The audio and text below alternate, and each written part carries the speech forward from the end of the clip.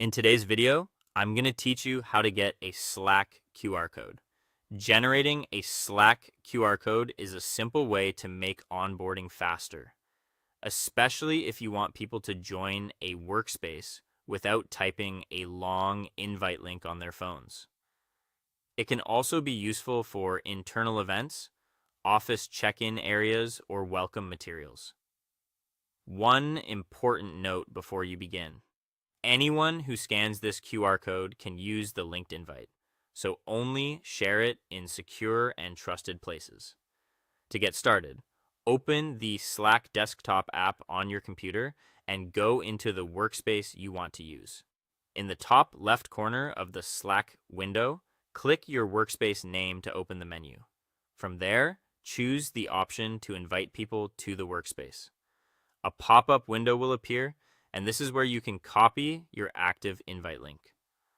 Click Copy Invite Link to place that link on your clipboard. If you want a little more control before moving on, you can also select Edit Link Settings. This optional setting lets you define things like an expiration date or a usage limit for the invite link. That can be especially helpful if you want the QR code to work only for a limited time or only for a certain number of people. Once the invite link has been copied, open a new tab in your web browser. Then go to a trusted QR code generator website, such as a well-known free tool that supports URL-based QR creation. When the page loads, select URL as the data type. This tells the generator that you're turning a web link into a scannable QR code.